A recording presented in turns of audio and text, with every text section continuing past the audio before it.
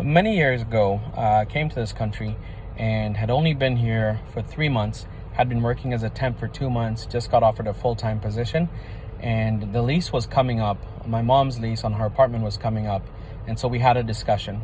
Do we extend the lease, stay there another 6 months or 12 months, or should we go buy a home? Now, for me, thinking of buying a home at that point in time was something I could never fathom. I've just been in the country for a couple of months. I just got offered a full-time job. I don't even know how it works. My mother was confident, so she said, let's go ahead and try. We went ahead and she contacted a real estate agent who scheduled a couple of showings for us. Went and showed us a couple of houses in a city called The Colony. And after he showed us about 5 houses, he made a suggestion. There's a city just down the road. It's about 15 minutes away, and they have brand new houses for almost the same price out there. So I would suggest that we go take a look. So we go ahead and jump in his car and we start driving. You go to the end of The Colony and you cross that bridge, and then you pass the Blue Sky soccer field, and then it's a single lane road for the next 12 minutes or so. And we're back in the country. So there's nothing on either side. There's no houses, there's no shops, there's no residential, there's no commercial. It's just a bunch of cows and rolling hills. That is it. We come to a stop sign. There's FM 423. There's a 7-Eleven. There's some other shops on this side. Keep going, liquor store. And then all of a sudden, you're in a subdivision. And I'm like, we're in the middle of nowhere. And he says, don't worry about it. Everything's coming this way. You need to buy in here right now before it gets too expensive. So we go ahead and look at the first house. A bit too expensive for us.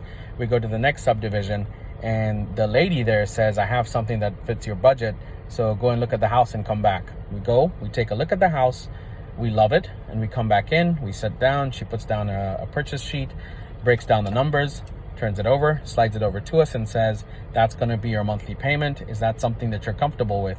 We go, yes. She gives us a couple of application forms. We take about 10 minutes, we fill them out. We turn them over to her, and then she looks them over for about 5 minutes or so. And then she says, I think we can make something happen for you. I just need a check for $1,000, and then we will cover the rest. What do you mean you'll cover the rest? My mind is blown at this point in time. But she tells us, don't worry about it. We have a down payment assistance program. We as the builder will cover your closing costs. And I look at my mom, and she says, yeah, let's just go ahead and do it. So we fill out the application. There's no risk because they tell us if we don't qualify, they'll just refund the money. So there's no harm, no foul. So we're told that we'll get a call from the bank. A couple of days later, we get a call from the bank. They give us a list of all the documents we need. We send them in, and then silence.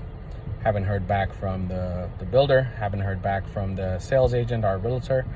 And then 10 days later, we hear back from the bank. Okay, we need a couple more documents. So we send them in. And a week later, we hear from the bank again. Nobody else. A couple more documents. All right. What else do you want from us? And at this point, I don't even want to call the real estate agent. I don't want to call the builder because I'm scared that they're going to tell us it's over. Your dream is shattered. Just go back and rent your apartment. And next thing you know, we get a call from the lender saying, hey, we have an approval to close on the home. You're going to go to the title company in this street and in this strip mall, and you're going to sign. You don't need to bring any money, just bring your IDs, 2 forms of ID, and then you're going to sign at the closing table. My mind at this point is blown. I can't fathom how somebody who was in a different country just 4 months ago is going to be buying a house in America. So we go and we sign. We get our keys. Agent says, great job, guys. That's the second or third time I've seen him, by the way. It's the third time I've seen him. And so he says, great job, guys. You know, you're homeowners now. If you need anything, just give me a call.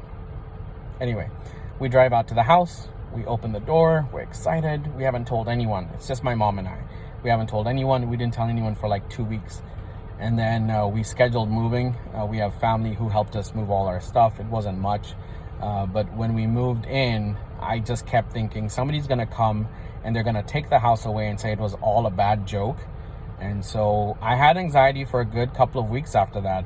But that's because I didn't understand the process, and the person who worked with us didn't explain the process to us.